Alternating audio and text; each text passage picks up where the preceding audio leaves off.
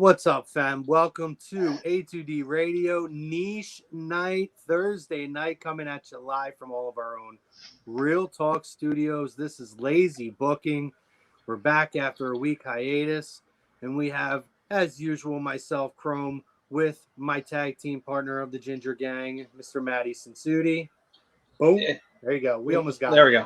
We got it. Opposite of what you think, Matty. It's the opposite of what you think. I'm learning this now. I'm never getting it right. Whatever direction I'm in, it's always the opposite direction. Okay. It's myself, Mr. Matty Sensuti, the Ginger Gang, coming at you, and we're happy once again. And what's up, Raymond Rivera popping in already? What's up, y'all? What's up, Raymond? We're going to have a lot of fun stuff to talk about. We're happy to welcome to the show Mr. Andy Ritter Ritz from In This Very Ring, back fresh from Las Vegas, Nevada. What's up? He was styling, profiling, limousine riding, Snapchats of boobies, and all kinds of good stuff. Oh my God. Happy to have you back, buddy. That's the story. That's the story, maybe not for the air, but it was pretty Not at all. Nowhere near the air. Oh, it's pretty funny, though. Sorry, nobody's watching. We're here, and we This may have isn't your another show, guest. Matty. Yeah. Yeah. What the hell are you talking about, Matty? Listen, we're happy to be back with you guys, and we may be joined by another special guest. Hopefully, he's going to be hopping in, doing a run-in with Mr. Pete Evans here. But we're brought to you by our doctor, Dr. Paul Vidal. You can find him in Burlington, Cherry Hill, Princeton, New Jersey at Specialized Physical Therapy. And you can find him on the web, specializedphysicaltherapy.com. There's no appointment necessary. So make sure you hit up our doc, the best in the business, and let him know we sent you. And no appointment necessary. Get it checked out. Also brought to you by Ambuck Services. You need any gutter guard, gutter cleaning, tree trimming, deck installation, restoration, outside work. Michael Ambrose does a phenomenal job there. Him and his crew, and you let them know that the fam at A2D sent you, you're going to get 20% off.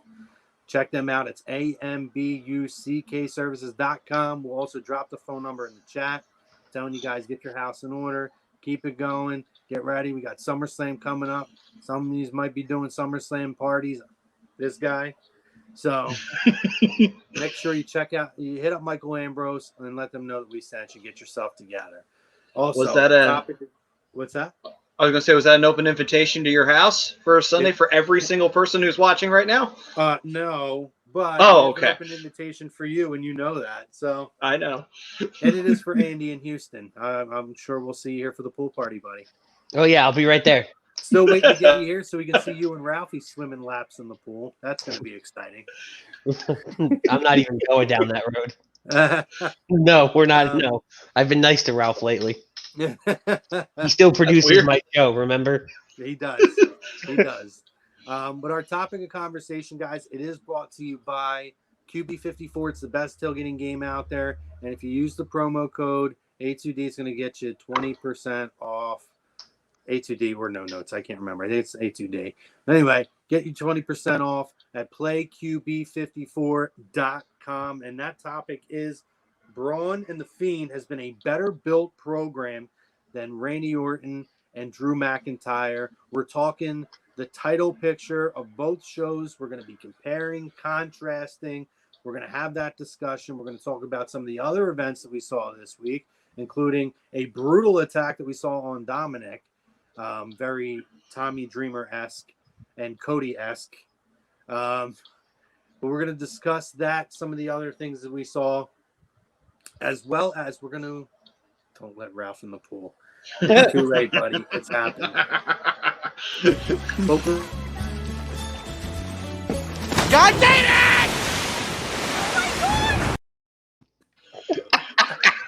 It never gets old. It really doesn't. Never ever gets old.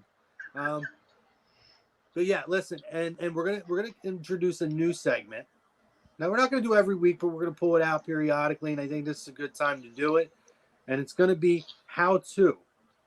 And it's a little different segment here, and this is kind of all of us having a roundtable discussion or a discussion on how to fix certain things.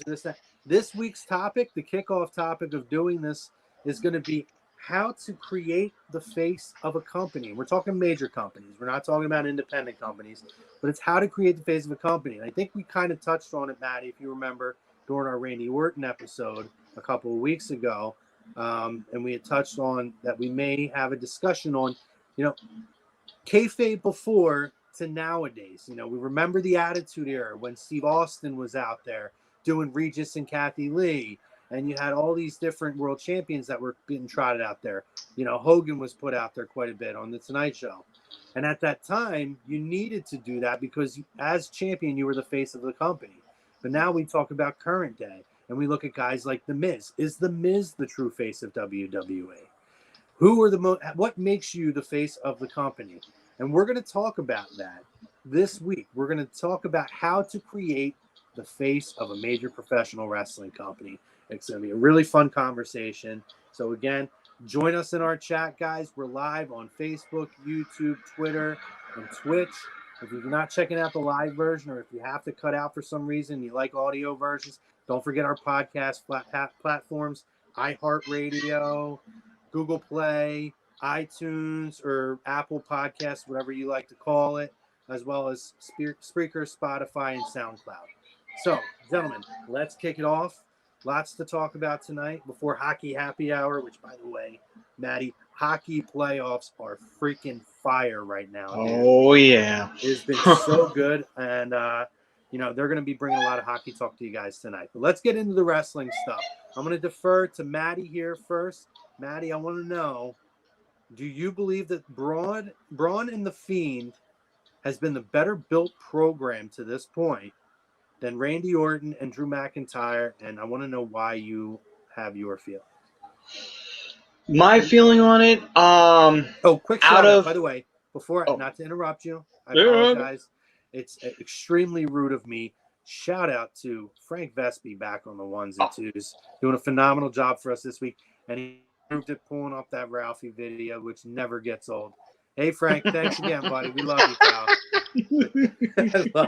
That mustache is fire, too. You guys were talking about my mustache. That mustache is fire right now. Maddie, I apologize. Please continue now, but I want to make sure we give Frank his love for all the wonderful things he's doing for us. Gotcha. Okay.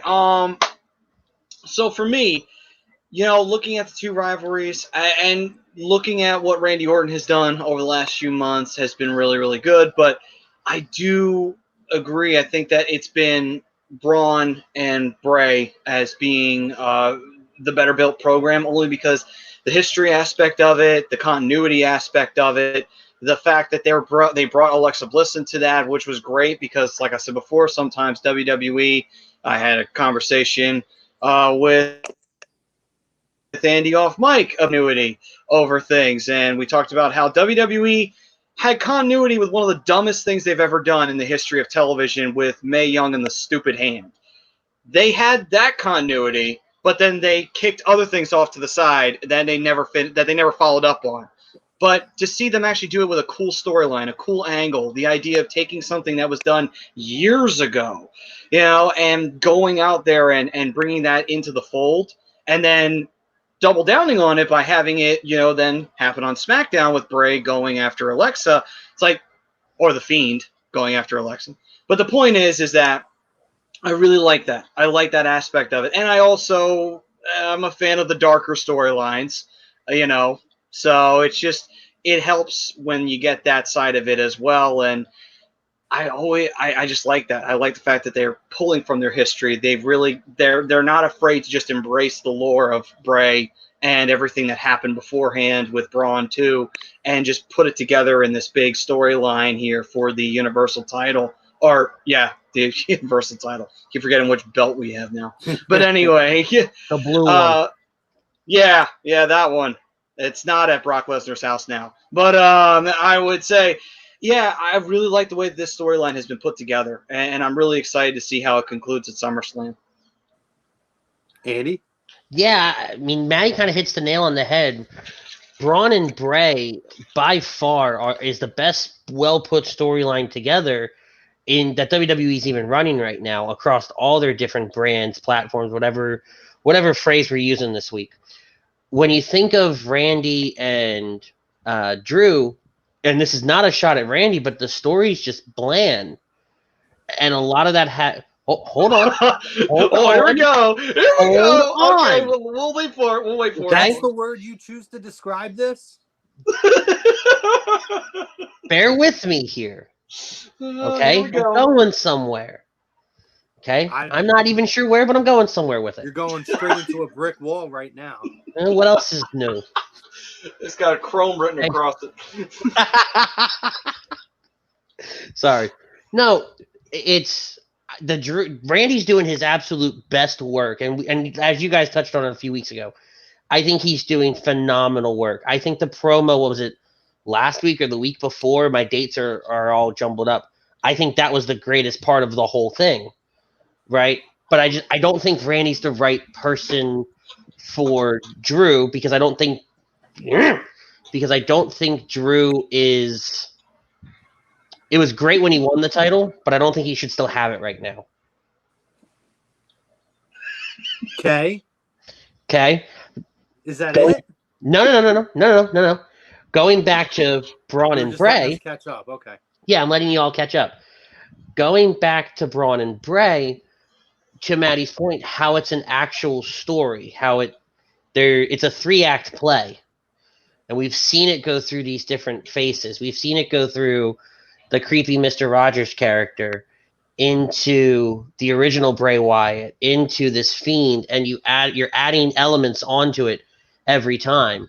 And now this element of Alexa Bliss is playing a lot more of a role than we ever thought she would in this story. The promo from Bray on Friday night, the vignette, right? That was some of his best work that he's done. Go ahead. Just crucify me now, right? Because I'm sorry. Go I ahead. don't mean to laugh. It's just Chrome's face is just... Keep going. No, I know. No. Go ahead, crucify me. I'm really wondering why I did this show tonight. No. Finish your point, and then I will. Go ahead. Okay? I'm giving you my full attention. It's kind of scary. I'm not used to this. There's a lot of pressure. But no, I like the Bray and the Braun more because it does feel like a story, like a 3-act play, like there's a beginning, a middle, and an end, and it shows to the depths of what Bray has gotten to do to change Braun. And now at SummerSlam, we get to see hopefully a different Braun that kind of revitalizes what he was doing before he won the title. Because before he won the title, he was kind of getting, stale's not the right word to use, but he wasn't hitting as much as he used to be. Like the whole, what were they calling it? The Braun Express or whatever. What's his new T-shirt say? The one with the train on it. There's a T-shirt out there. It was his new thing, right? I've Speaking of seen it. T-shirts, phenomenal T-shirt tonight, by the way. Well, you can catch this shirt and all your other A2D apparel at phillydrinkers.com. Shout out to Alex. Great job over there. Absolutely. Much better job than Andy's doing right now. Damn it, man! Just a teaser now. Yeah, right. That's all it is. But where was I? Shit, you threw me off.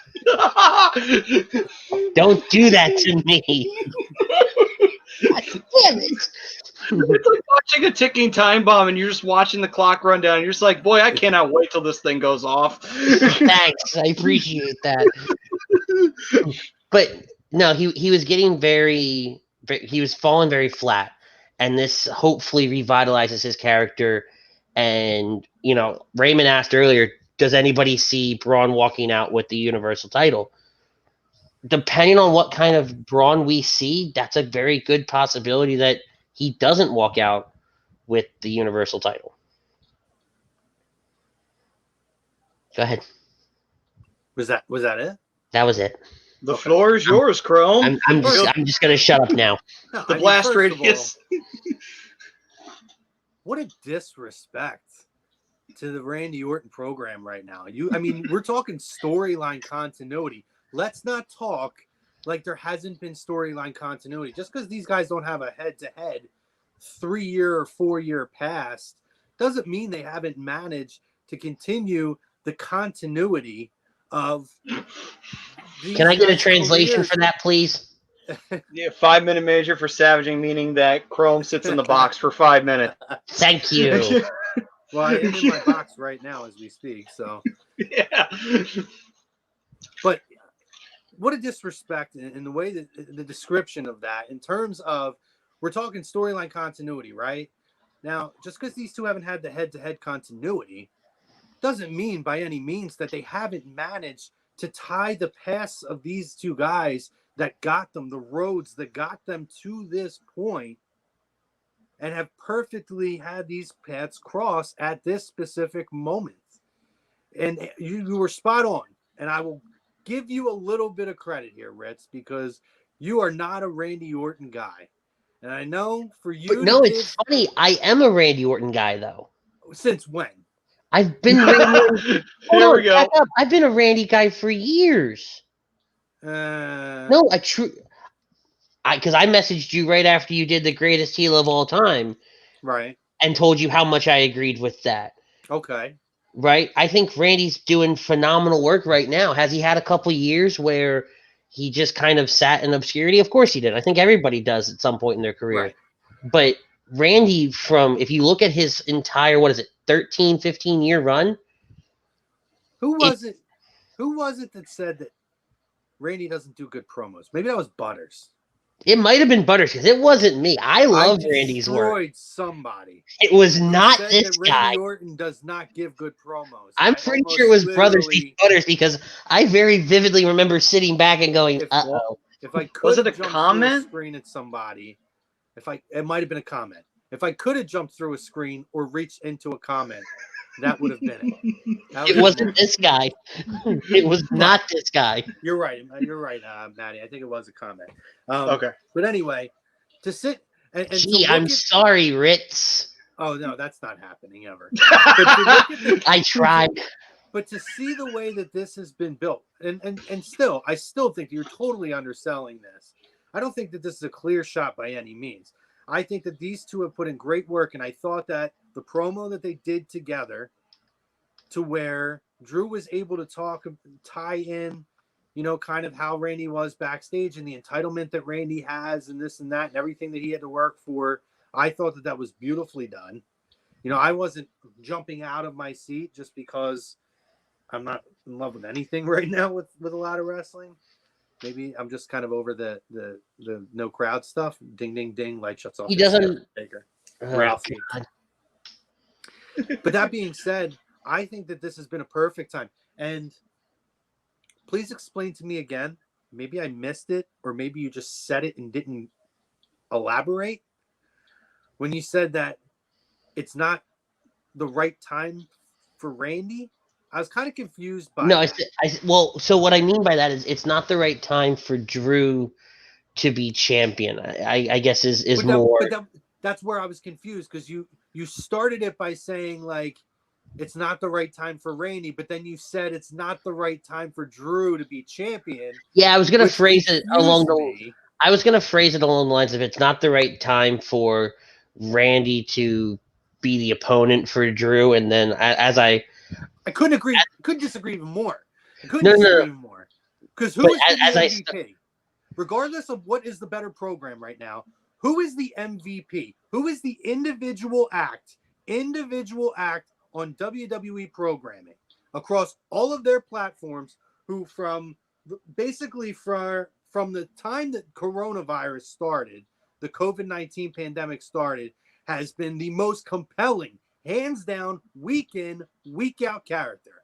It is Randy Orton, who has managed absolutely right. Who has managed to somehow capture attention at a time where people have a lack of attention for pro wrestling because of the situation. Right, which is why I rephrased my statement. But you still just said, when you rephrased it, that Randy Orton is not the right person at this time to beat Drew.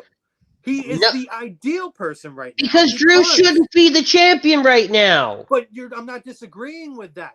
But that's where the phrase was going. Shut up for 5 seconds and listen. No, because it still makes no sense to say that he shouldn't be the one to beat Drew right now. You're still saying Drew shouldn't be champion, but Randy Orton shouldn't be the guy who's defeating him. That's what you said. That's not what I'm saying, though. That is not what I'm saying. It's what you said, but it's not what you're saying. No, absolutely not. How does that make sense? Welcome to life. Welcome to WWE. Enjoy your stay. It makes But no sense. But I don't think Drew should have held the title this long because his title reign has not been what we thought it was going to be. Agreed. And I think that we can agree. And I think in a separate chat that me and you had before, I think we have had conversations private, in our group chats and our private chat of, things with the crowd, right? And I kind of said, my, and I think you would agree with me at this point, although I 1,000% agree that Drew McIntyre's run with the crowd, I think would be 1,000 times better. Correct. I don't think because of a limited roster right now, we wouldn't be seeing the Dolph Ziggler crap that we've had to see. We would see much different programming, much different booking. But that being said, it is what it is at this point. Right. And I think now, because of the fact that we are going to be in this situation for the foreseeable future, I can no longer 5 months, almost 6 months in, make analysis on people saying, if there was a crowd, it'd be much better. Because it's not going to be that way. This is going to be the norm for the foreseeable future. So I have to now shift my thinking of, in terms of where we're at now, what is the most ideal situation? And to me right now, the guy who could carry this title to WrestleMania or Royal Rumble is Randy Orton without question. The character is that compelling. He has managed to continue. He's managed to take every character, and we talked about this, and if you missed it, go back a couple weeks ago, our Age of Orton episode of Lazy Booking, where we talked in depth, myself, Maddie, Pete. Were you on that, Ryan, or Ritz? No, I was not on that. Okay. But I know which show you're talking about. Finally, The Rock. Oh, freaking That's your best one? Really? I love it, Ralph. No, it's not. I'm not going to yell. I got kids sleeping in the other room. I'm surprised Ralph doesn't say that, where Rock would say, and The Rock says, it's just the Ralph says. And then... Don't give him that idea. What? I have to torture Brodo since he's not producing my show anymore. Shit. The Nerdy Sports Guy chiming in. Welcome back, brother. Appreciate you chiming in. He says, good point about Drew with the crowd. And I believe that. That being said, though, I can't analyze things that way anymore. I have to go with the best man. And to me, easily the best man is Randy Orton right now. And I think that also is going to build you to a beautiful, beautiful program with Edge when Edge is back. Because Precious Roman did the wise thing and opted out because of COVID. I mean, listen, Roman did the right thing. We all 1,000% agree. And we shouldn't see Roman until we are past, and it might be 2 years before we see Roman again. Let's be real. That's crazy to think. And I'll tell you what, Yeah. I don't know if you're fan nerdy. Part of me makes me feel like you're not. Gee, what was your first guess? You're talking. You're on a show here where there's a lot of big Roman guys. All right, this is a big. I mean, even we swayed Matt. Matty's not a big Roman guy. I don't hate him, though. He doesn't hate him. We've swayed him off the hate way, and we got him coming back now. But listen, I just think that you guys are underselling the work that's been put in to build this program, particularly coming off of that Dolph Ziggler program for Drew. I think very easily that could have really, really set him back even further. But I really believe that people are buying in, and I will give WWE this much credit for this. I think they've managed to, at least in both world title programs, managed to put together something that people can buy into, people can get into, because there's actual, what's the magic word, continuity to the storylines that stems back. And you know what? When you talk about SummerSlam, honestly, guys, this is the time of year too. Let's push people to the network. Let's have these guys mention things in promos that can be like, oh man, I remember that. Let me go back and rewatch it again. Or, oh man, let me do this and that. And let me go back and see former SummerSlams. And hey, while I'm at it, let me go back and see, what, they were talking about with Drew McIntyre being Mr. 3-Man Band or the Chosen One or whatever it is. It's an opportunity for them to push people to, what did I say? Pull that up again. He goes, I'm not a Roman fan. His character has been overdone, but him in doses is fine. Oh my god! I don't want to go down this road again. I'm not going to do it. Three more comments, and we're doing it. Wide open net, and he's not going to we're shoot. Definitely not going to go down Give the me- Roman Reigns. Here's our criteria. Three more talking- comments. We're I'm out. talking like a vicious. We've had vicious rants on this. Okay, I'm in with you on that. I get you on that. All right, I'm in with Kevin Owens. I'm a huge Owens mark and just want him to come to AEW, but he'll probably be a lifer for the E. AEW sucks. So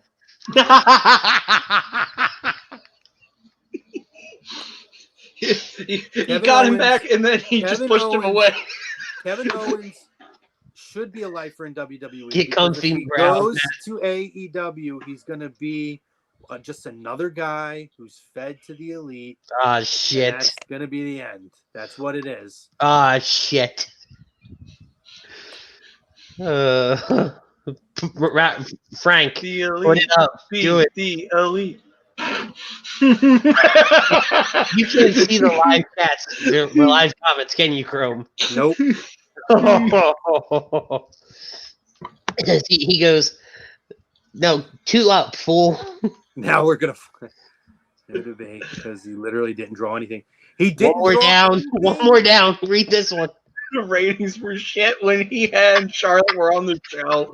Wow. Are you kidding me right now? Are you kidding me right now? Because when Roman Reigns twice went away.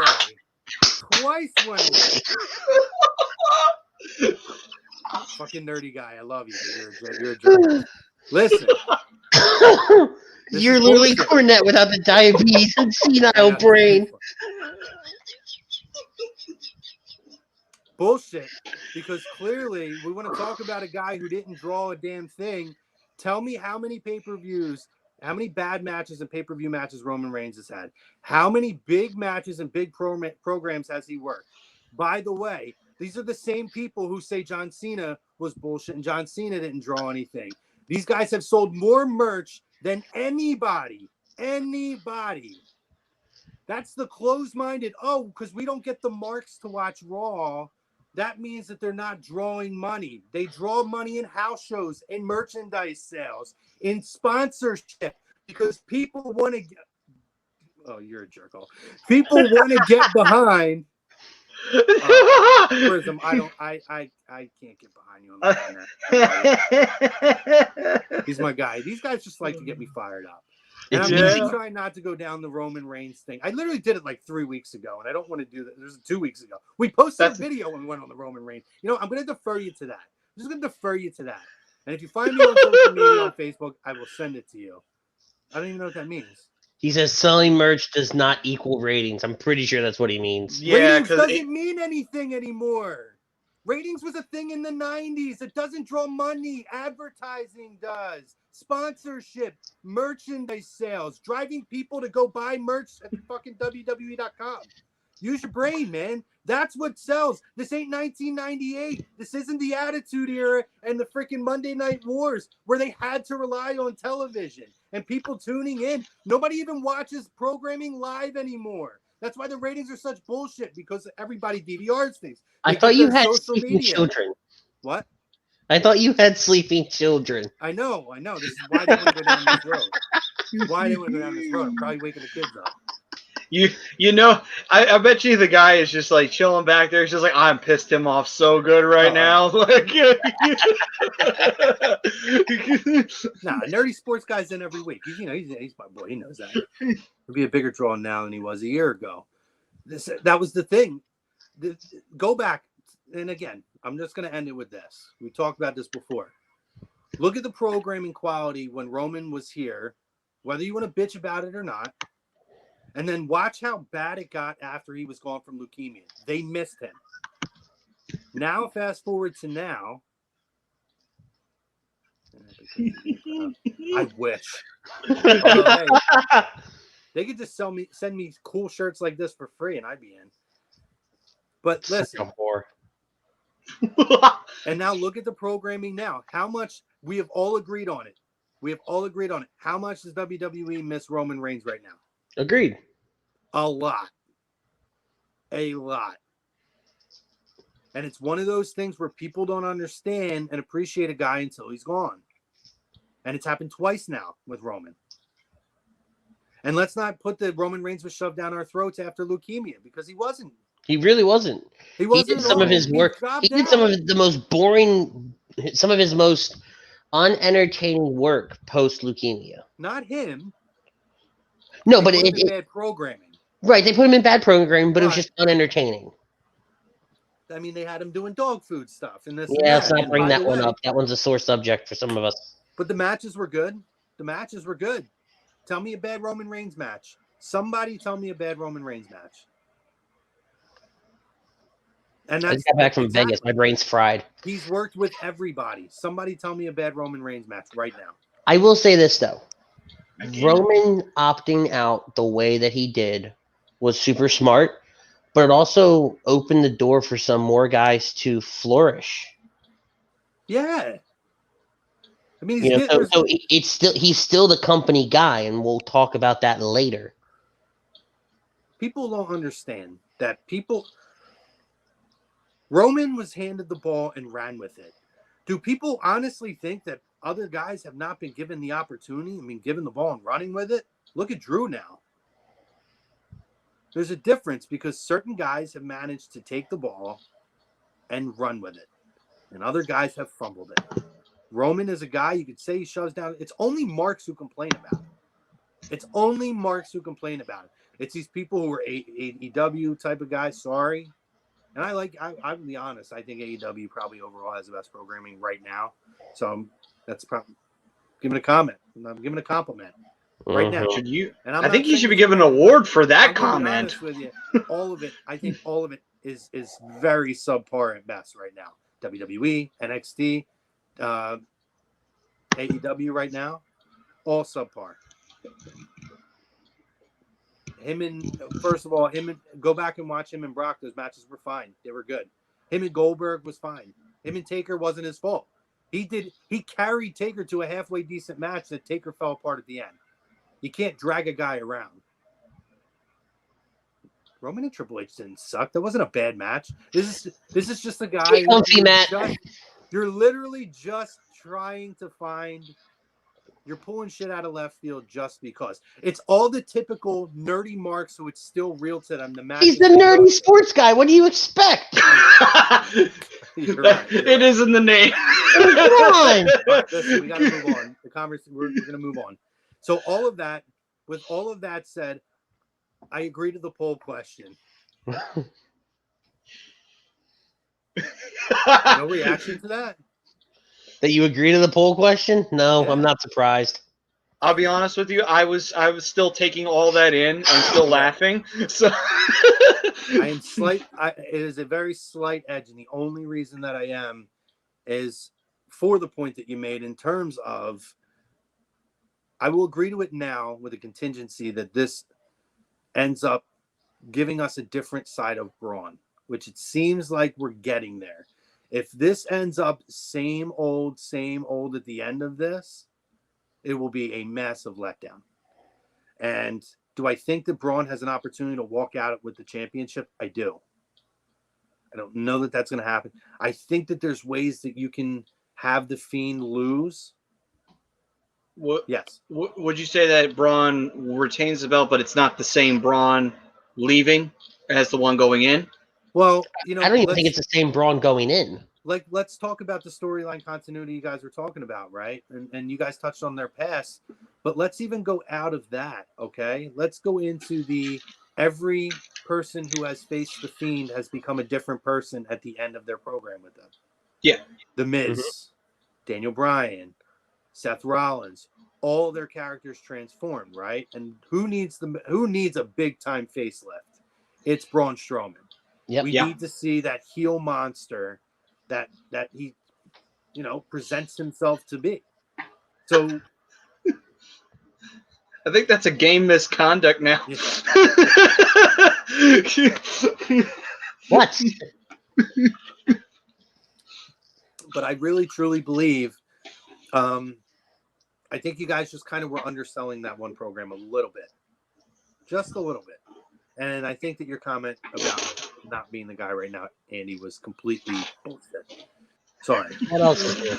It was just a weird comment. Like, you were literally giving us every reason that he should, but then you said he shouldn't. It was weird. It was just weird. Get back in the car and let's keep going. Yeah. So, but no, That was I a fun agree with pit the poll stop. question. You guys touched on a lot of that. I don't know. I was down with the Alexa Bliss inclusion in the beginning. I thought it was kind of weird this past Friday. I liked it because it was super. It was the same thing we saw the week before, where he gave her the mandible claw, with just a very subtle change in how she reacted to him, and then it transitions into the Braun promo. I that little subtle difference I really liked, But because now she's more of a variable without being an overpowering variable. But like I don't know. It's Alexa Bliss though. What is the need to add that variable long term? Like if you want to use that to get to Braun, I thought it was well used in the swamp battle, whatever the frick that was called. Matt's calling it the Swamp Thing. The Yeah. Swamp Thing The match. swamp thing. With the swamp thing. And then the surprise on Raw I thought was pretty good the first time, or SmackDown the first time. I just thought it was random. She was thrown in. I think she's just thrown in for him to say, hey, I don't care about her. But you could have did that anyway without her appearing. Like, it was just weird. You come back from commercial break, she's just sitting in the ring. And he's not supposed to be a person that feels emotion like that. So why is it all of a sudden he has this emotional remorse or second guessing himself with her? So maybe that's the crack in the Fiend. But Alexa Bliss, what? Hey, man. Because he has a hard on and he wants to get some. That's the crack in the Fiend. Hey man, I don't there are- rate it, neither do hey, you. Do not. Hey, pussy is a powerful thing. No, Do not shit. deny. I'm just saying though. I can't believe you just said that on air.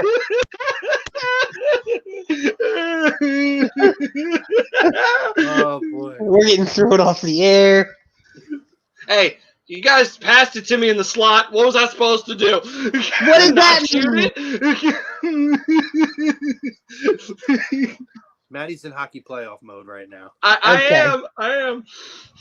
I'm just saying. I mean, like real talk though. Like, is that the real overall? That's all it took was somebody throw a chick on him. I mean, yeah. That's all it took. All that, and we could have saved Seth 27. We could have saved Seth 27 curb stomps and the embarrassment of still losing. All he had to do was throw a chick on him. He could have threw Becky at him. No, I think that would have been a lot of fun. That would have been terrible. Done that. But no, I'm almost wishing they could go back and do that now. right. In all reality, though, I think it could play off in a chink in the armor. Number one, that's a little bit of a stretch, but more importantly, it made more sense for Fiend to stalk Alexa and for Bray to come on and say, I don't care about her, rather than for him to just turn around and say, I don't care about her. Because we want to stick with continuity, everybody thought during the Mixed Match Challenge that those two were going to, she was going to climb the mountain, I guess you could say. Yeah, air quotes. Right? So it shows that he doesn't care about her. And he's been someone very vocal of supporting her on social media. So it's a continuity stretch. But why does she have to be in the ring for that? Why can't he simply come out and just do that similar promo? Like, I don't feel like there was a need for her to be there. I thought it was weird. I don't think that you need to show that vulnerability with the Fiend. To me, it does more damage to the Fiend's credibility and character than it does in terms of building a strength in Braun. This week it built that 100% strength in does. Braun without damaging the Fiend's mystique. So I think the segment's weird, one, because they went to commercial.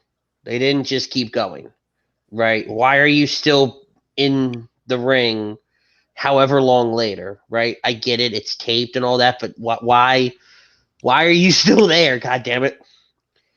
But then also We'll talk about that, Joey. Yeah, for sure. We'll touch on that shortly. But also, I think it plays, to your point, it does hurt the Fiend more than it hurt Bray. But I think if Bray just came, not Bray, Braun, if Braun just came out and said, I don't care about anybody, I don't care about Alexa Bliss or whatever, randomly in a promo, I think we're more annoyed with that than we are seeing this. Should Friday night have happened retrospectively? Probably not. But it happened. It didn't suck. It just didn't. It didn't do what it should have done for the Fiend. It kind of helped Braun. What? What the hell is that? I don't even know who that is. Please tell me that's a wrestler just covering up their name. I don't 'Cause that know. would be hilarious if that was the case.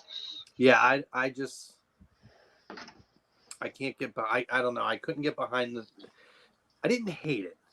I didn't hate it. There you go. For the Divas title. I didn't absolutely hate it. I just didn't. It just left me scratching my head with her inclusion this week. And again, if they're going to do that, the fact that she just magically appears after the commercial break was just weird to me. He walks out fully to the ring without her. Then she magically just appears in the ring, and they have this sweet little moment, and he second guesses himself. It was like watching Belle and the Beast from fucking Beauty and the Beast. It was weird. That being said, I do agree in terms of I'm hoping, I think we're all expecting that this is going to change the Braun character. But to me, they're 1 and 1A. I really like both builds for some other things to talk about this week, guys, from Raw and SmackDown. Probably primarily mostly from Raw, but we'll touch SmackDown because of Retribution. The brutality on Dominic this week was pretty insane. That was intense. That was uncomfortable. Yeah, there's a lot. And did you get to see the pictures, Maddie, after the fact? Of what? Backstage? No. Hold on. We'll fix this. Keep talking. Yeah. Okay, talk amongst yourselves? Okay. So essentially, Dominic comes out. Dominic signs his WWE contract. They do a contract signing hosted by Samoa Joe. Weird. We're going to touch on that too. Samoa Joe here.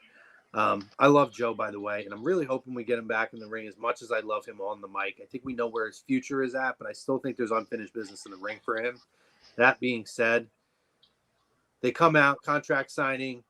They're going to sign the match that they're going to have at SummerSlam, and also Dominic is signing 2 contracts as WWE Superstar contract. So Joe kind of comes out and he puffs his chest with Seth and cuts his promo on Seth again about, how he's entitled and he's changed and Mr. Burn It Down and now he's, this and that, whatever. Doesn't matter. It all ends where, they have their typical WWE contract signing exchange. They sign their contracts. Seth has was it Seth or Murphy? It was Seth has a match against Humberto Carrillo, defeats Humberto Carrillo. Dominic gets attacked by Buddy Murphy, and they absolutely destroy him with kendo sticks. I didn't even count. Does anybody see what the count was on kendo stick shots on that? No. Man, we got some ECW indoctrination right here. Good God.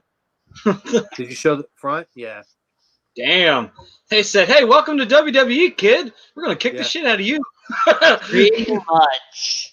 I know we saw something similar in terms of the weapon of choice with Cody and MJF.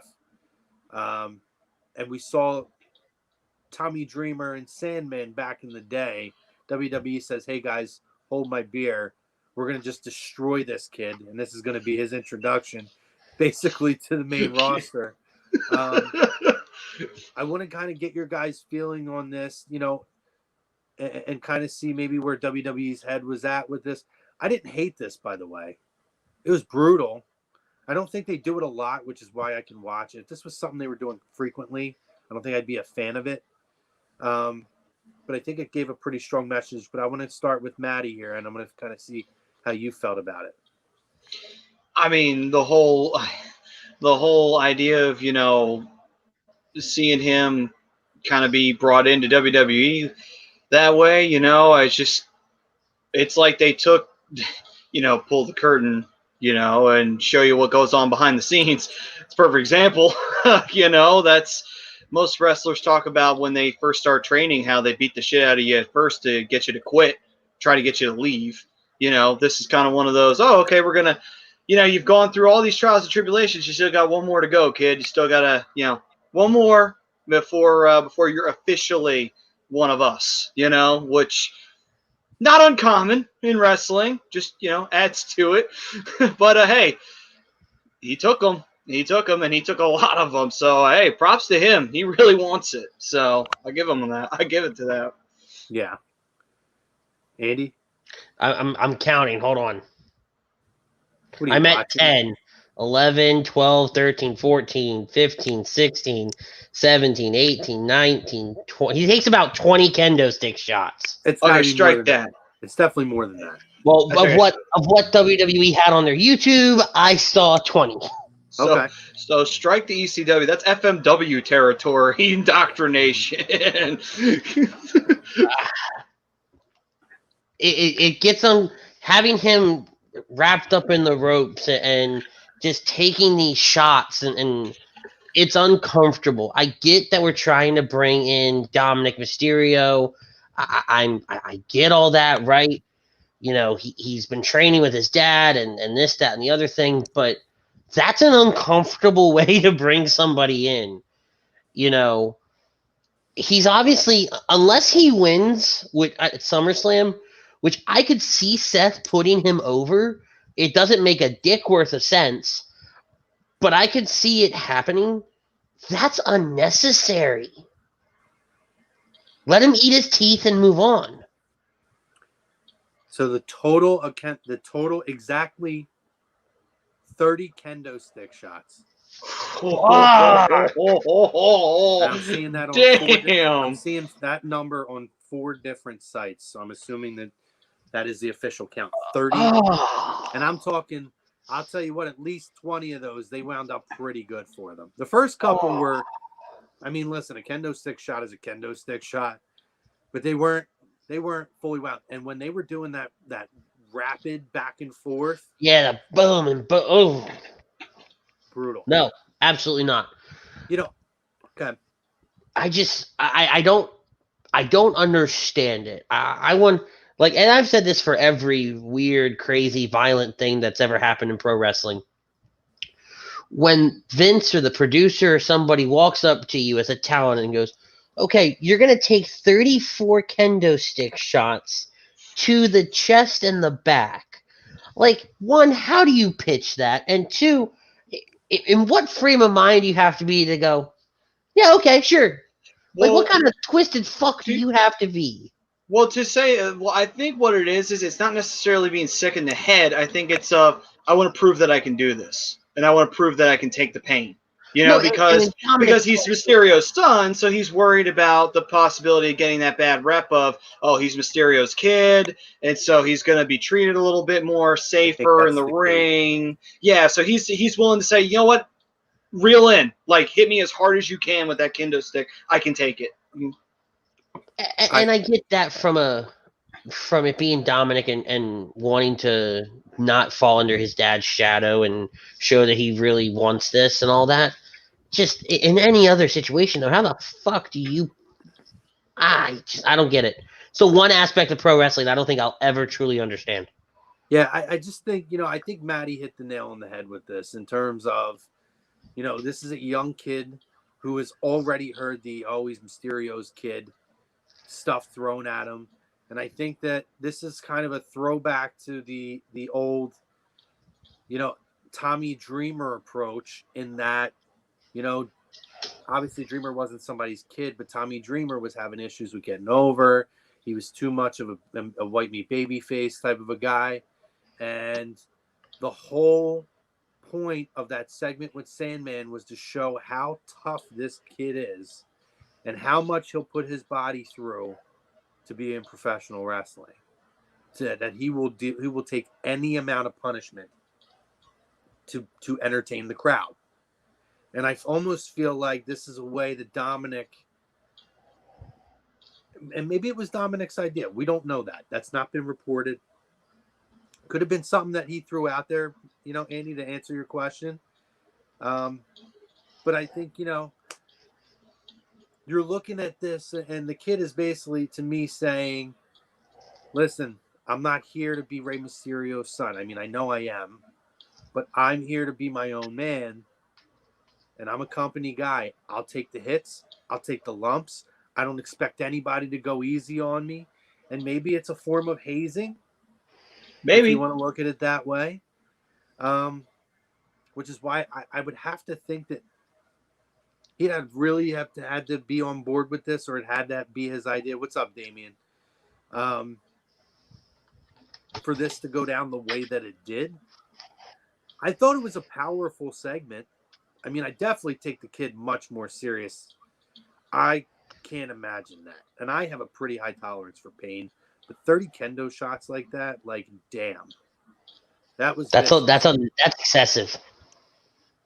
Yeah, I mean, I can't say that I totally disagree with you on that. But I think Maddie was spot on. I think this was, I don't want to be identified as Ray's kid. Or even if I am, I still want to be a guy who's a pretty damn tough guy, and people can look at me and say, that kid's a tough kid. So, yeah, and it's old school, very old school. Like, there were times back when you got into WWE or the NWA or what have you, and some of the vets, if you were a new kid who was going to get a little bit of a push, they roughed you up in the ring. They roughed you up on purpose. They didn't destroy you, but they roughed you up because they wanted you to know, hey, this ain't going to be easy. You ready? Because this is what's going to be like. Hey, Hiro Matsuda broke Hogan's leg. Yeah.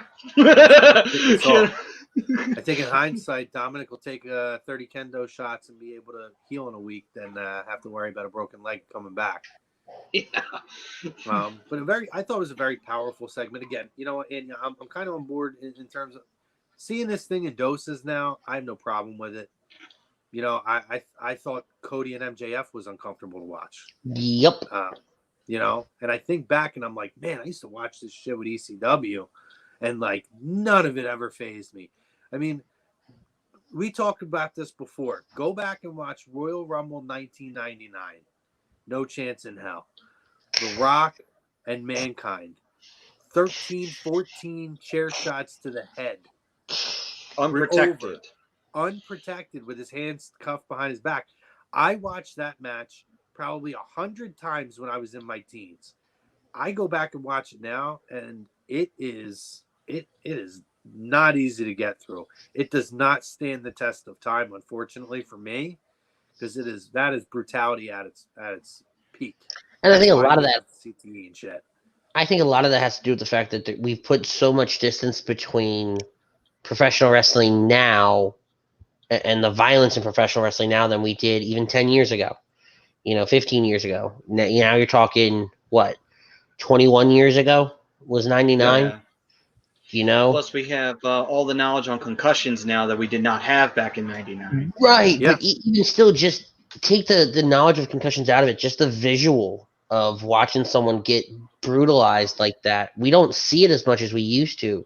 So now it's a lot more jarring for us than it was back then when every other match had, Shane McMahon jumping halfway across the ring with a chair, bashing some dude's head in.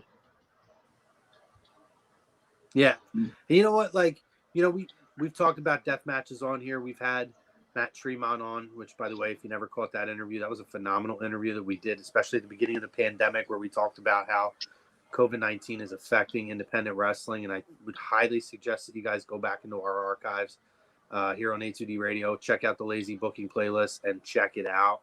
Great interview with Matt. I almost find this stuff more 10 out of 10 will watch again. I love that. I almost find Hey! Pete, what's up? Yo. What's up, buddy?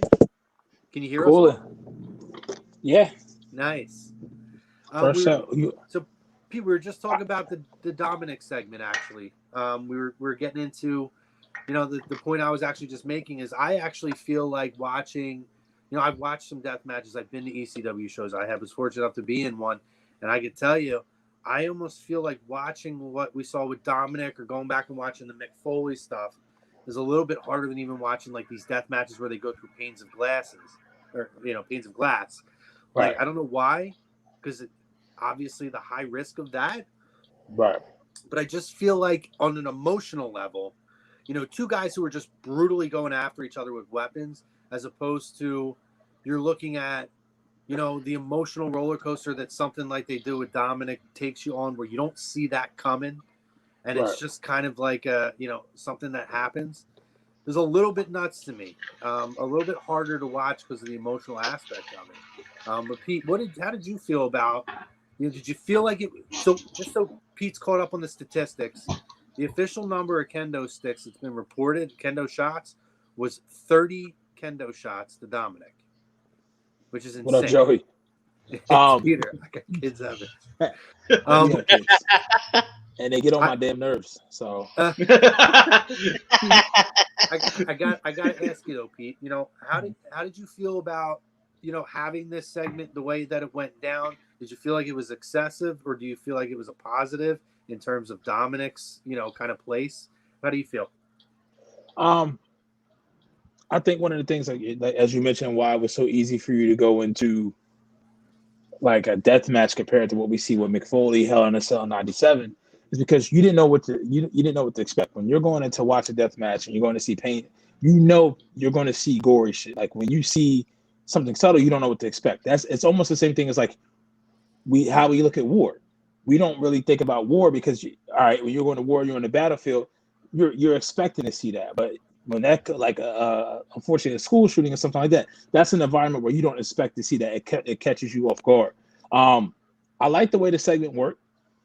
I mean, he was comfortable with going for him to go full bore. I mean, there's no way you can kind of work a kendo stick shot. Like you have to eat that, and then he ate it. He ate 39 of them. So, I mean, welcome. I mean, you immediately gave yourself locker room cred. That's you. Like if Taker was there backstage, and this was like 1995, that's you get that nod. Like now you're made. You're a made man now. I mean, I don't even think his father took any type of spot like that ever. I mean, the grossest thing his father ever did is got his fake eye popped out. You know what I mean? Well, I mean, he was lawn darted into the side of a production truck. Although I don't know if he was a willing participant in that one in WCW. Just like he was a dart. Yeah, but it depends on what they do with it from here. And I saw them. I've been listening the whole time. I was watching as I just got home late, just finished dinner. So I love the Roman conversation. We got to get to the third segment, but real quick to the poll. The build-up of Orton and Drew has been, and what they've been given in this short amount of time, it's been good. The Braun and Fiend, it's just so many layers there. But with that being said, it's easier for them to F that up because it is so much there. Like we don't know what to expect with Orton and Drew. And to be honest with you, I heard Andy talking about it. Like I don't know. Remember we talked about it? Was it last Saturday? 2 Saturdays ago? Mm-hmm. We were on ITVR. I don't know if Orton goes over now. Mm-hmm. I don't know. I mean, it's almost like it's crazy. It's Orton. It's what they've done with Drew, and what they've done like with Karrion Kross. You'd think it's automatic that they go over. I don't know if you do that now because, like you said, they're trying to create faces of the company. Yeah, heels are not faces of the company. You see what I'm saying? Miz. Was Miz ever really the face of the company, right? though? Miz is the real face of the company. Miz is out there doing all the media. Miz is out there with Miz and Mrs. Miz is out there hosting some fucking water Cannonball. park show right now. He's out there hosting the Real World Road Rules Challenge reunion shows. Yeah. So, is Miz the face of the company? But Andy? we don't take I Miz usually stir in serious. the pot, man. But I'm asking you. But no, to Pete's point though, and Pete kind of hit the nail on the head. You don't take Miz seriously as the face of the company. No one's running out and buying Miz merchandise right now. Most people, dude, my girlfriend does not watch professional wrestling, but she watches Miz and Mrs. The Bellas are the face of the company, and they're not even actively in the company anymore because everybody associates WWE with them. They're always a representation of the company. They're always in demand in the mainstream for people and are immediately tied to and associated with WWE. John Cena was a true face of the company in terms of he was your world champion for years and was highly in demand on the mainstream. So you can't convince me that I'm not going to sit here and more, try to. What I'm saying, he's more of a face of the company than Roman Reigns is. But he's a face. Is he the face? Yeah, in my opinion, of the real face of the company, yes. More people know who Mike Mizanin What did you just is. knock over? It was my straw. More people know who Maurice is in the mainstream than they know who Becky Lynch is. That's a fact.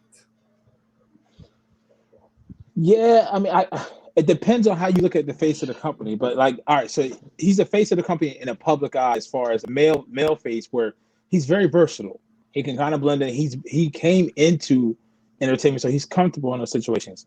But however, Vince isn't comfortable enough to put the strap on that bitch and Rowdy, and that's two different things. And what I think they may have some people that you could potentially. They missed a big opportunity with him, and I think we can all agree with that. I 100% agree. They butchered that.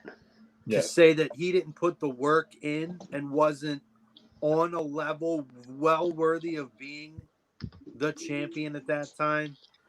Yeah, totally I've said it on my show before that Miz is by far the most decorated superstar in the WWE.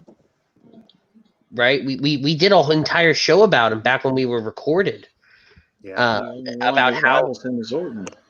Right, and Orton is somebody that rivals him. But I think if you're going to be the face of a company, we might as well just do this now. Well, we kind of segment. Way to go, Pete! Segmented us right into it. Pete's like, I came here for one thing and one thing only. But it's very coincidental that he's here now. After the fact, we'll talk about Retribution after. But yeah, let's get this. If you're gonna be the face of the company, I think you need to be the face in the ring and outside of the ring. That's my opinion on that, right? Because this is, at the end of the day, this is still a wrestling company. It's a sports entertainment company, but with a strong specialty in professional wrestling. Is it? Because I mean, I've seen shows where you see more backstage segments than actual in ring. It depends on what the company is. Like Chrome was saying, sports entertainment for WWE. But look at a company like NJPW. They're wrestling. So your main star is going to be one of your best wrestlers, if not the best wrestler you got in that locker room. Mm-hmm. And that's who they got. WCW was a television company. So they were more prone to put on a good television product with a story and drama. And that's why you saw the clusterfucks that we called Nitro and Thunder. Yeah. Well, you saw those clusterfucks for a whole lot of different reasons. Well, we're not going to go into because they started the tragedy of Vince Russo. Creative control. That's where that went down, though. But to support that argument, that's why you saw Hogan with the belt. Yes, there were many reasons why he got it, but he was the most recognizable face on that roster. Right. Mm-hmm. See, I'm gonna let you guys give your opinion on what the face of a company is first, because I'm sure I'm gonna tear somebody apart. It's probably gonna be me. It's already looking like it's you, but I want to give every other people a chance. But no, so Chrome, based on what you said about the Miz, like the content of what he was doing is very tongue in cheek. So he's just it's not when they have to do something like Sirius or to go on a Tonight Show or to go on ESPN, Roman has done that. Seth has done that. Their champion has done that. Becky Lynch has done that. Like to go on like a daytime TV show, their champions have done that. John Cena has The done that. Now, Miz has done that. Yeah, he hasn't done it as the champion, which is rightfully your point that they Here we did go. that they did miss the boat with him. Pulling They on the could sword for me. they can easily have done that. But I'm agreeing with you as far as what you're saying with the Miz. So that's on Vince. But they have failed in the fact of not being able to create a new face. Face of the company, to me, this means someone that you can take serious, that has levels, that could do various different things, and you can put them in various different environments, and they still can succeed, and they're constantly evolving. Damn near almost sounds like I just talked about the Miz, and because of the levels that he has, but we all know that they're not going to. He's not going to get the same credibility that he gets in the public world, in the public media world. He's not getting that in WWE. And that's the problem. So who do you create? How do you build someone up to become that? That's where they're missing the boat. Mm-hmm. Okay. Maddie? For me, the face of a company really falls into three things. One, obviously they have to, I know that people would say, well, they have to, the fans have shat on the so-called it guy or whatever, the smarks. But take that out of the equation for a moment. The fans have to buy into them in the sense of they like them. They want to see them. You could say everything you want about like we were saying earlier, the Smarks didn't like Roman Reigns, but did people still want to see him? Yeah, the families wanted to see him. They still bought his merchandise. They still enjoyed watching him during the live events, during the shows. I'm sorry, Maddie. It looked like Andy was either passing out or dying over there. I want to make sure. Oh, no, I'm good. I'm good. It looked like the eyes were closed. I couldn't tell. I can't turn the light on above me, so it looks like I'm sleepy. Because if I turn the light on above me, it all bounces off the head. I was getting worried for a second there. Go ahead, Maddie. I apologize. Narcoleptic. No problem. I understand. Life or death situation.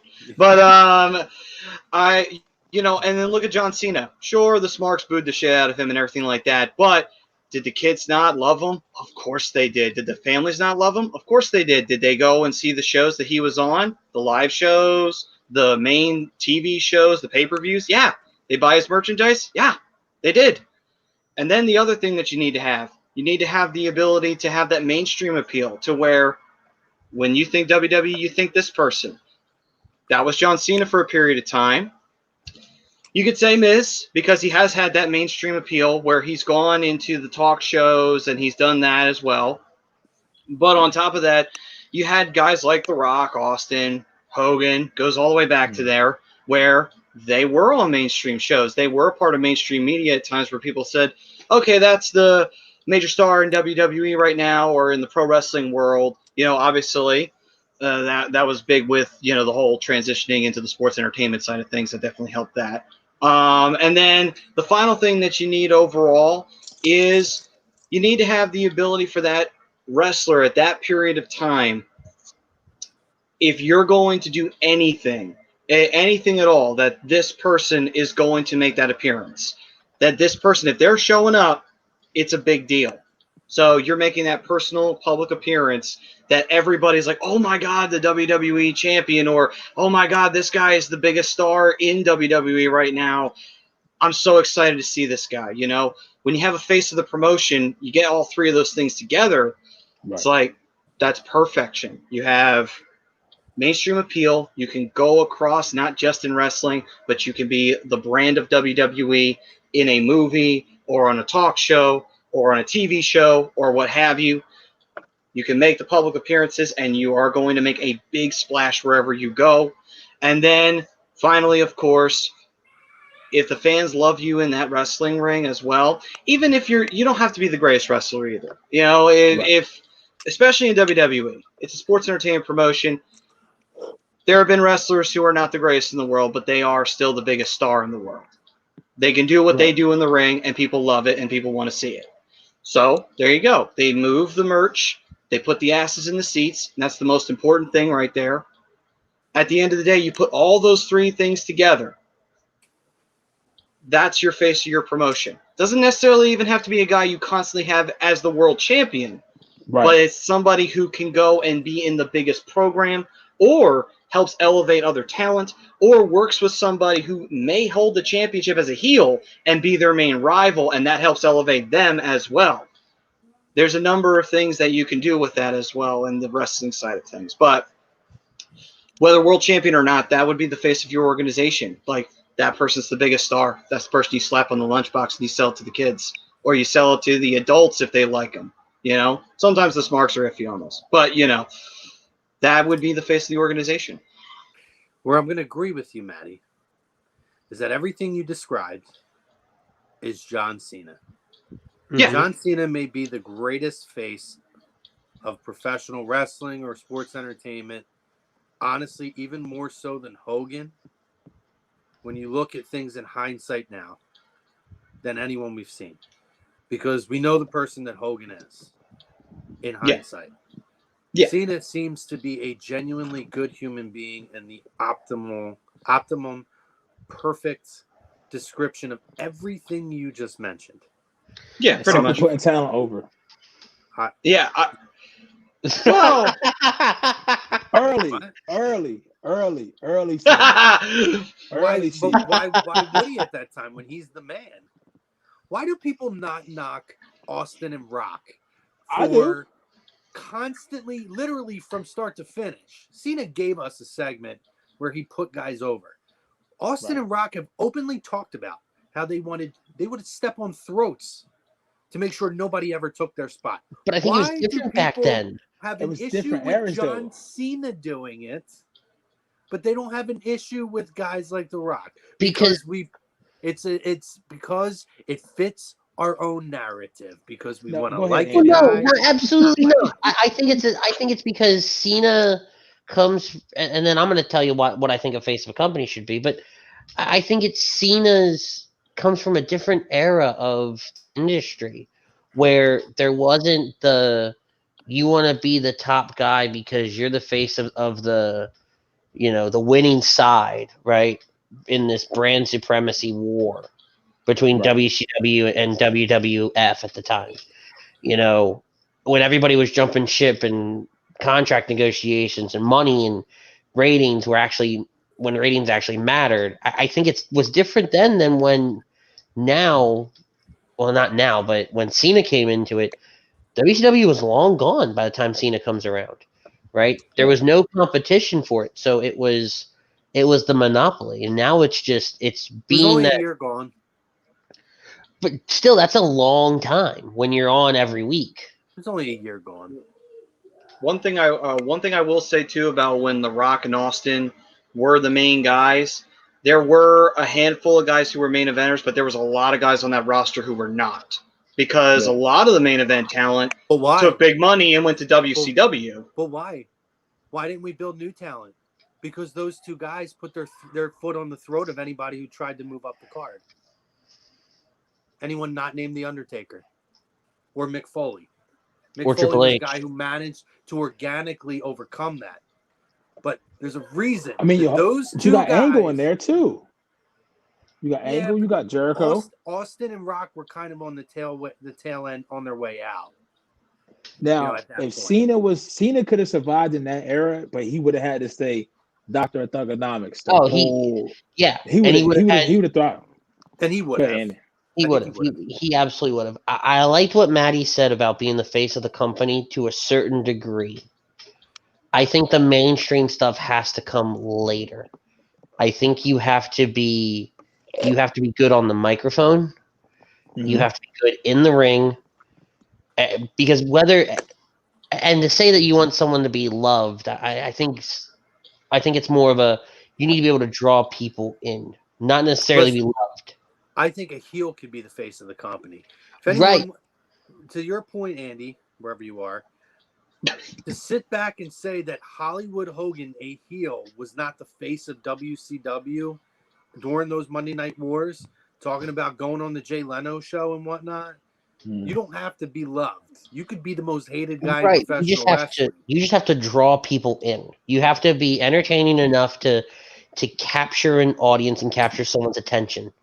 right? And then once you have figured out how to conquer the industry of professional wrestling, that's when you start branching out into that mainstream, like doing the Jay Leno show, like doing Regis and Kelly or Regis and Kathy Lee, showing up like Austin did on Nash Bridges for so long, kind of subtly diving into all these different elements at the peak of your time in the ring. Because if you're not doing anything in the industry that you call home, for example, then why should I give a damn about you over here in the mainstream media? Now you're an entertainment star, not a sports entertainment star. If you have no grasp over here, I don't care about you on this other spectrum. You need to be able to find like Cena did. He found the common ground, the middle ground, to do both. Like The Rock did. We kind of glaze over The Rock in this conversation. The Rock found that middle ground. He did everything he wanted to do in the world of professional wrestling and then left. But people still look at Dwayne Johnson, and he still, to this day, called The Rock and does callbacks to his time in what made him where he is today. Yeah. I mean, I think Rock, Taker, Cena, Rikishi. Shut up. Those are three. Hogan, not so much as Rock and Cena. Right. But to your point, Chrome, I think Cena does transcend that. Yeah. But then it's where did Cena and Rock come into play at? Yeah. Like everything that we discussed so far, I think the biggest thing is you got to be charismatic, whether you're a heel or face, like you said, to draw people in. And you have to have something to where you're marketable to a point where you can't put yourself in a box. Like with Cena, what he hit on is the hustle, loyalty, respect. There's so many different ways that can go. It can be applied to every situation, everyday life. You have to have something that's relatable to the fans to draw them in, even in mainstream media. And that hustle, I think I know who could be the face of the company right now if they push you the right way. But I want to make sure that the host here goes ahead and he gets his face of the company out. Gold dust. I love it. I love these suggestions. Listen, maybe because I'm a business guy, I'm perplexed because all of this seems like it's still real to you guys. This is not 1999. This is not 1995. This is the same conversation of, do you need to be a champion to get over, to be a top star, be a top compelling character? I think in the 90s, yes, absolutely. Maybe even the early 2000s. But you look at the way the industry is now, it's all about character development, right? It's all about making yourself somebody that's marketable. And then takes the next level. And then now you're a marketable person that we can market to other people or to other companies to create opportunities to expose the company. Yeah. Okay? Isn't that what I just said, though? I'm not done yet. Shut the fuck up.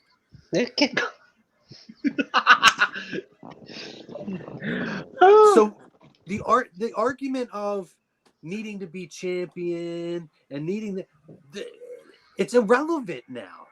I want people who, when I put them out there, whether they're hosting a show or they're making an appearance on a Tonight Show or having their own television show at this point, those are the people that every time they're out there, when you watch, and this is why, in my opinion, honestly, wholeheartedly, Miz is the face of the company.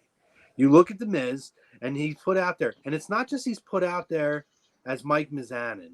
He's put out there as WWE superstar, the Miz. Everything is this, that. They show highlights of him, WWE clips. It's putting it out in the mainstream media.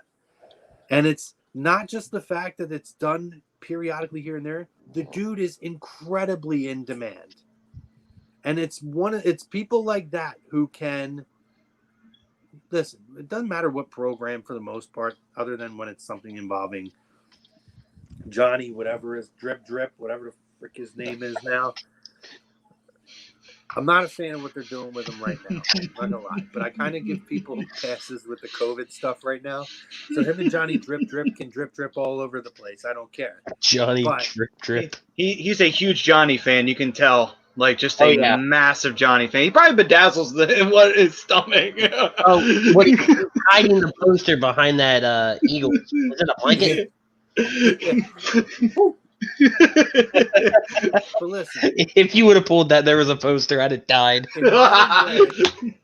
in modern day now, in anything, in any industry, okay, it's about being marketable. It's about being able to go out there, and whether you're on social media, whether you're on television, or whatever your avenue is, being able to draw attention, draw a crowd, draw a fan base.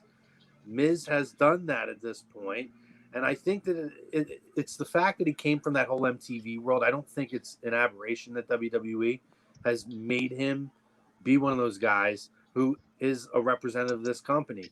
I think that more people would say, oh, I know Mike. I know The Miz. I see him on TV all the time, over the fact that they say, oh, Drew McIntyre. Definitely know who that guy is. I mean, even Randy Orton.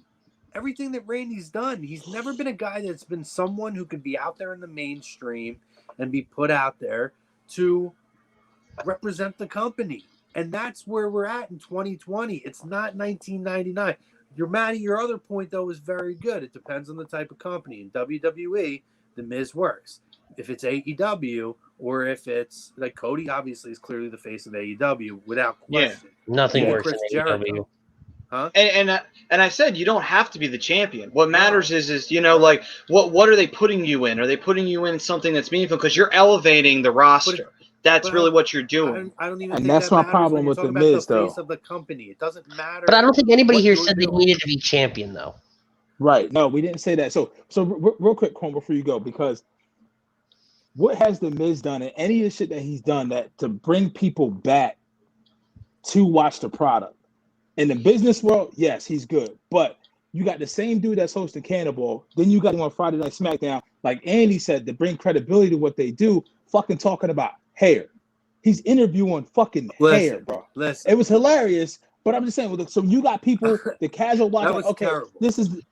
That's Go not ahead. him, though. That's not on him. That's not on him, though. But yet, you know what? He could go out there and hold up somebody's weave with two googly eyes taped to the front of it and do a fake voice like this. And guess what? Somebody's going to call WWE and say, hey, I want The Miz to host this show for me. Oh, that's cool. But see, so you're looking at the face of the company's business. And it's not that it's, I'm looking at the face of the company as what? This is what we're doing, guys. We're making money. But they're That's not what making we're money on the product that we're sitting here we're talking about. You see what I'm saying? They're making money in other avenues and diversifying and creating revenue streams outside of the ring. Good for them. That's what happens. And by the way, this is a recognizable face when you go out in public. Most people know who Mike Mizanin is now, and they know who Maurice is. They couldn't tell you Drew McIntyre. Oh, yeah. They couldn't tell you who Kevin Owens is. Couldn't tell you because they haven't been given, or Seth Rollins is. Becky Lynch, they probably can, but who are there not other people that you can possibly say could be on the Mrs. level if given the same opportunity? Oh, I'm sure there is. I don't know if they're there yet, but okay. So you're saying, so essentially what you're saying is the face of the company could be anyone.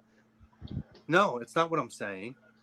It's not what I'm saying. You have to be a specific type of person. You have to have that charisma and that ability to have that appeal to be the face of a company. Mike has had the ability to. He's shown all faces. I mean, he's almost on Big Show level with face turns. Andy, wake up, please. I'm still here. Face turns and all that different stuff. This is going to be on the test, Andy. Show respect, please. I'm showing respect. You're agreeing with my points from earlier.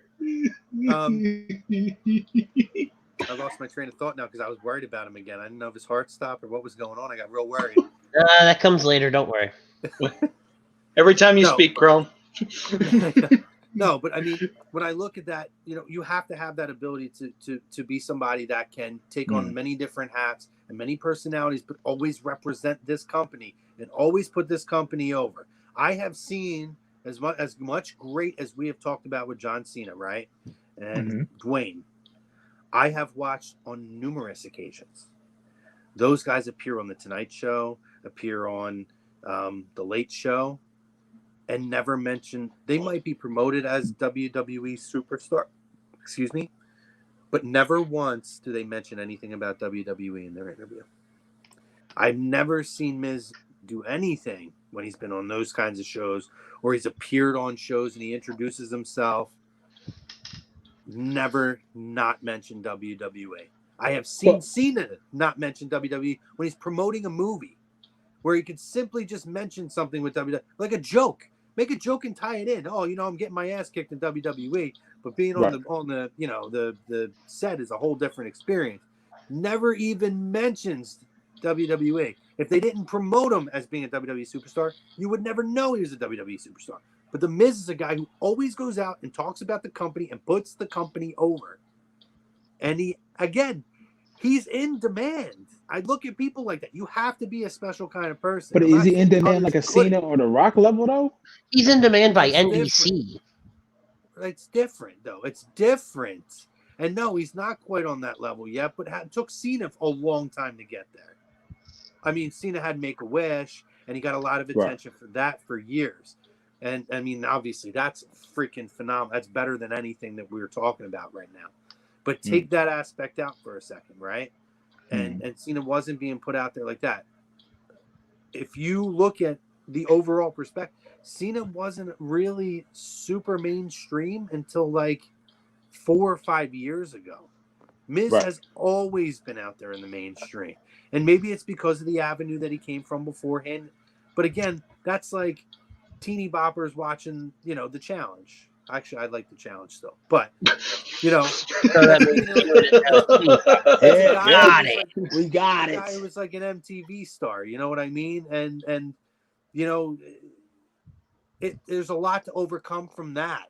You talk about stigmas being placed on people, and to see where someone like him has built himself to where he can have the confidence of Vince McMahon, who is one of the most stubborn sons of bitches out there, to be able to have the confidence of him that I can put Mike Mizanin anywhere at any time in front of any crowd. And I'm not just talking about a wrestling crowd. I'm talking we need somebody to speak on behalf of the company at a public event. We need somebody to appear to cut a ribbon somewhere because they want a WWE person to represent this and that. He's a guy who has that confidence. And to me, that's the face of the company. That's a guy who is an incredible ambassador for the company, who can go out and continue to put your product in front of different crowds or different audiences that wouldn't normally get that exposure. But I see where you're going with that. Okay. If you do, I mean, I couldn't have spelled it out any better, so I hope you could see it. Well, no, I see. I don't think somebody like The Miz falls flat when you put him in front of another crowd to draw them back to the product. See, now, here's the thing, guys. I ain't worried about marks, because when you look at like the super marks, like the people who were, oh my God, we're live and die indie wrestling, you're never going to accept anybody from WWE. It doesn't matter. You're not getting these people back. Right. You're anti everything WWE. And that's really the crowd that rejects someone like a Miz or a John Cena or a Roman Reigns and those type of guys. Let's be real. Matty knows it. Matty's a big NGPW guy. Matty's kind of in the middle where he's not nuts like that. Like he's nuts in different ways. He's an all around mark. Yes, absolutely. I just like to watch different wrestling. That's just You know, a lot of people don't have the open mind that we do, guys, to watch different things. I mean, hell, I watch Impact. Which, by the way, Impact might be the best wrestling program going right now. I'm not even kidding. I don't even know what channel it's on right now. I want to catch it. Access TV. I know okay. Tuesday nights, right? I think I just heard Hell Freeze over. That's not Pete's fault though. They keep getting moved. Like literally every 2 years, they get a new TV channel. Like what I do. Catch them on YouTube. Pete, you'll get this reference, but they're kind of like the Reggie Sanders of wrestling programs. Every year, 1 year contracts and just keep shifting around team to team. That makes sense. Well, listen, I mean,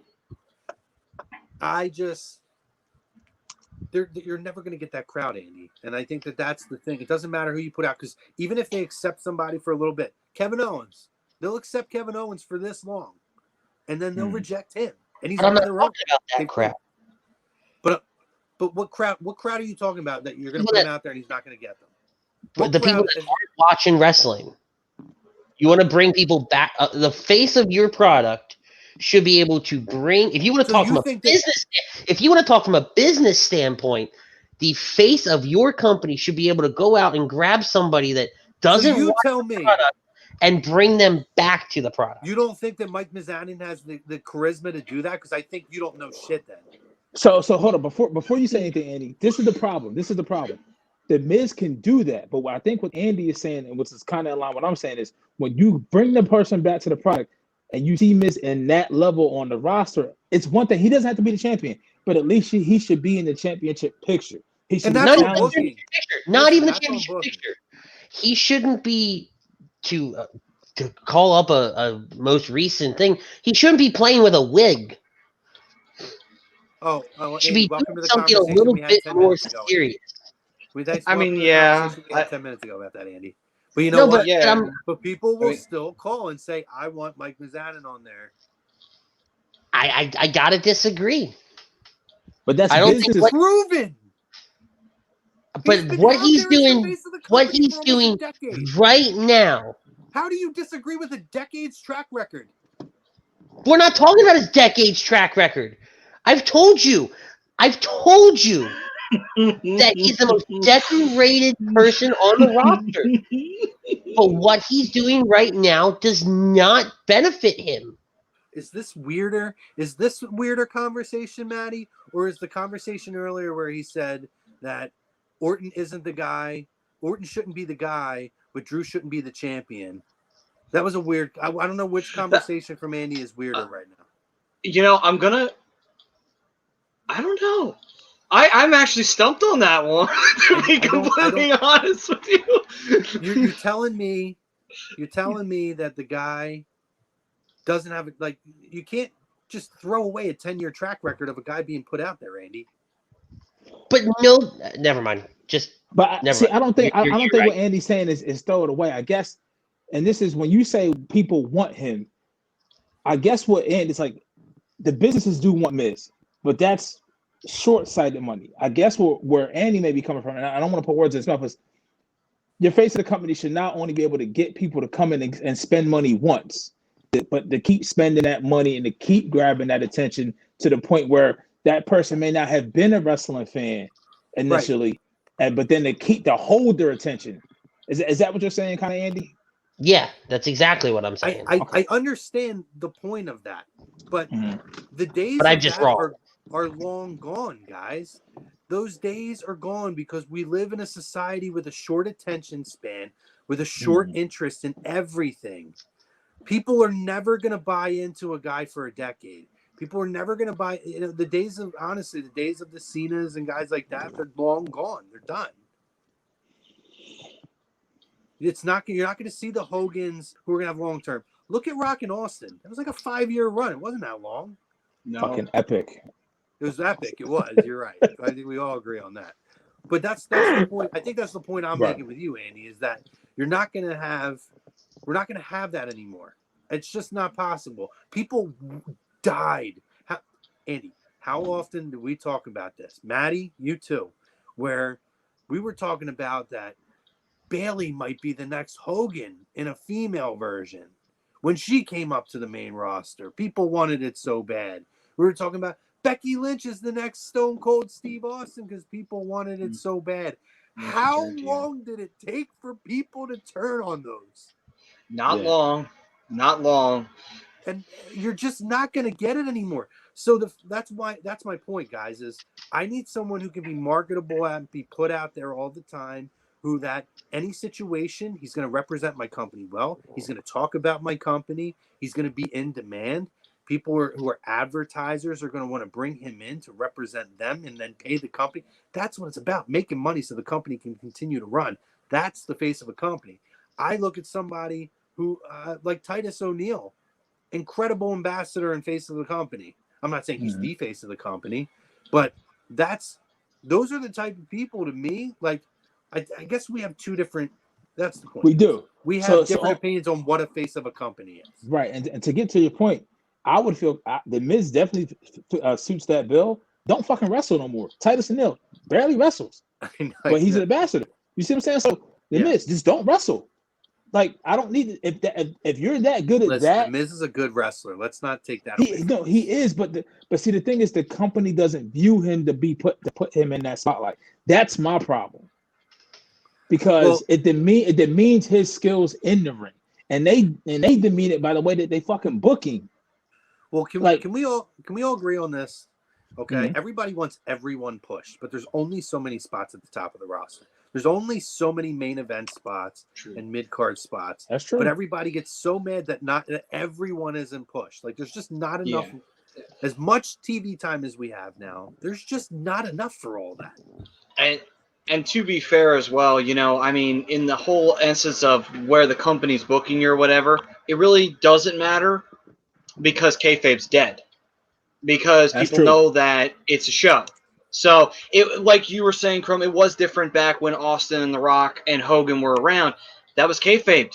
Everything was kayfabed. You did not see Terry Bollea. You saw Hulk Hogan. You did not see Steve Williams. You saw Stone Cold Steve Austin. You didn't see Dwayne Johnson. You saw The Rock. So, that was different.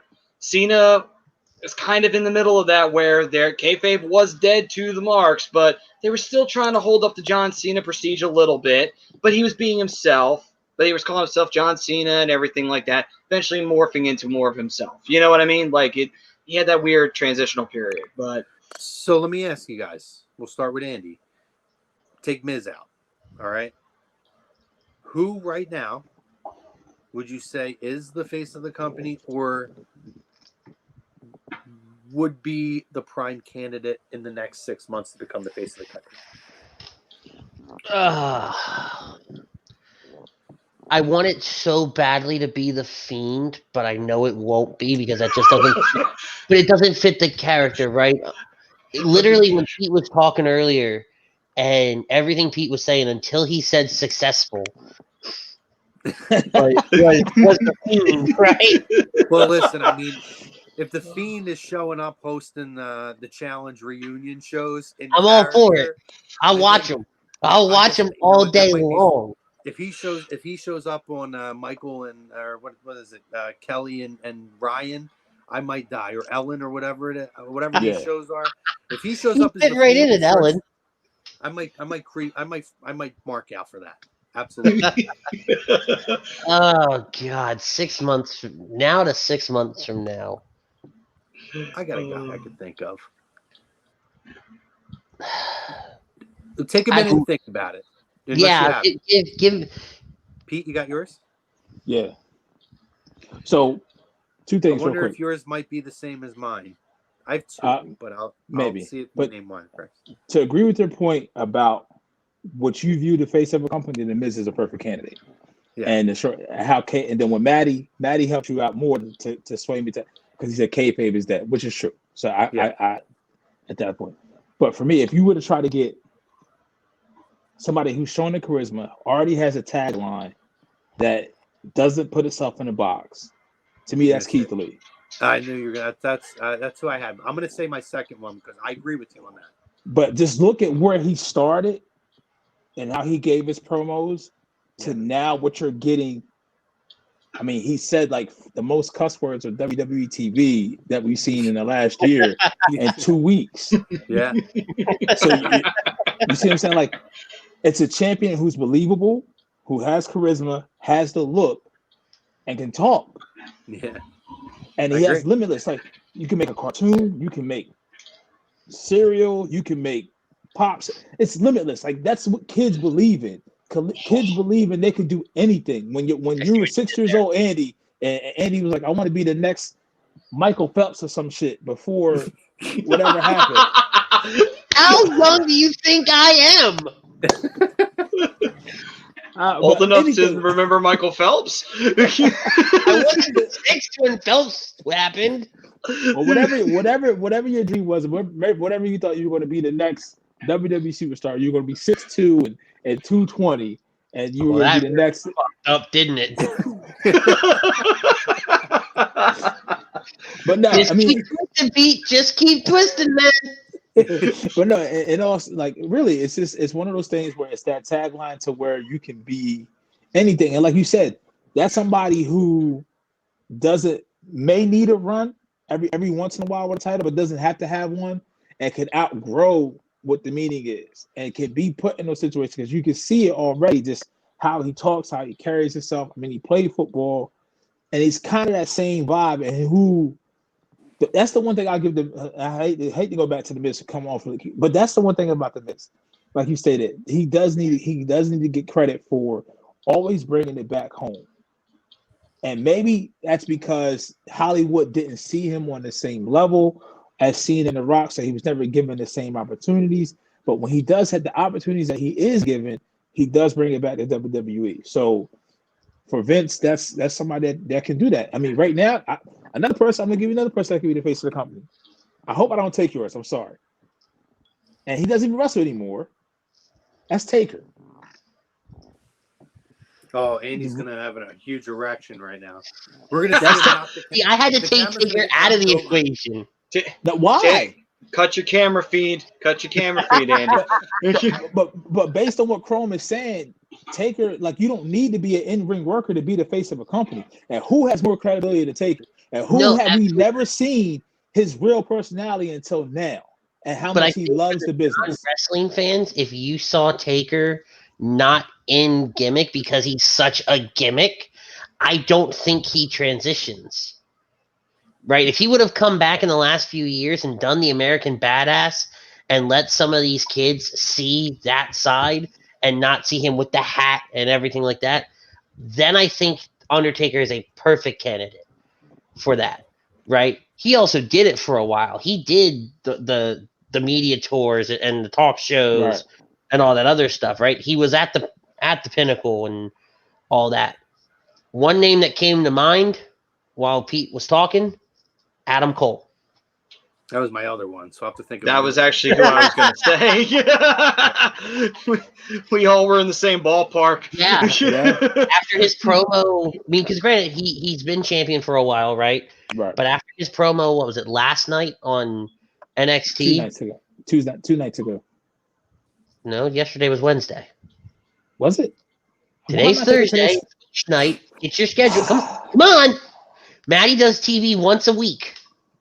It's my Friday, so I'm off Wait a minute. tomorrow. So I do sorry, TV? forgive me. This is TV. I wish I knew. This is TV. It's the closest thing some of us are going to get to TV. But no, after that promo and what he's doing with Pat McAfee right now, that kind of solidified it for me.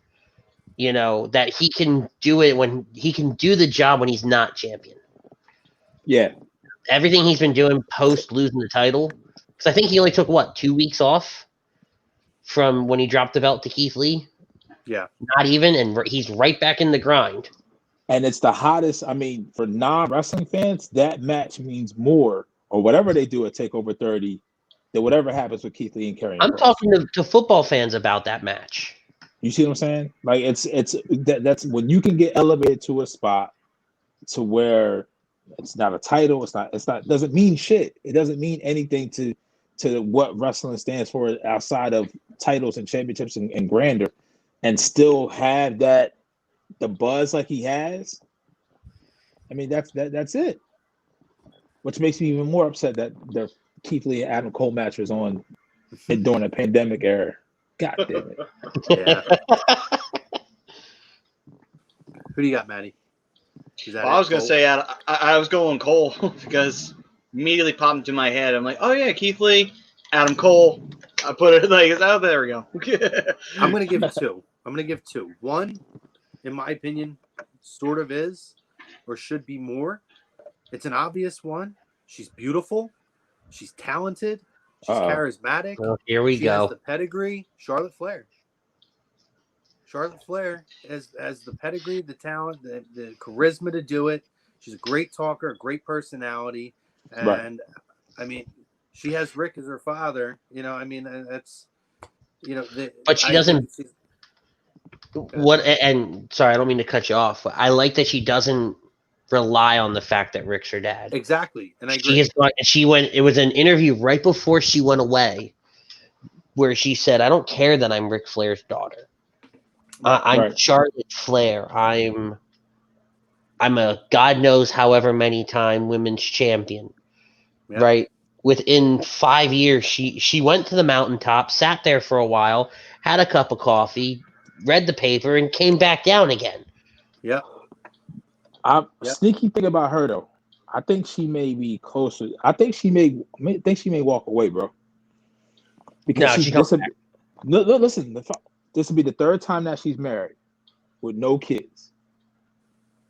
I got a sneaky feeling that Depends on how important kids is to her, man. right. Wait, did I miss the memo? Did they get engaged? Yes, they've been engaged. Oh man, where you been at, dude? That's why she's Oh no, wait, gone. no, that's right. No, She's planning a wedding right now. That's thought why she she's went not on away. TV. Back up. Thought she went away to get all her shit fixed No. from the silicone poisoning. Yeah, she did. got. She's getting another. She's getting her stuff worked around again. And she's also planning for the wedding at the same time. She is doing the wedding planning too. I totally forgot about that. I'm gonna give another one, and then we're gonna head out.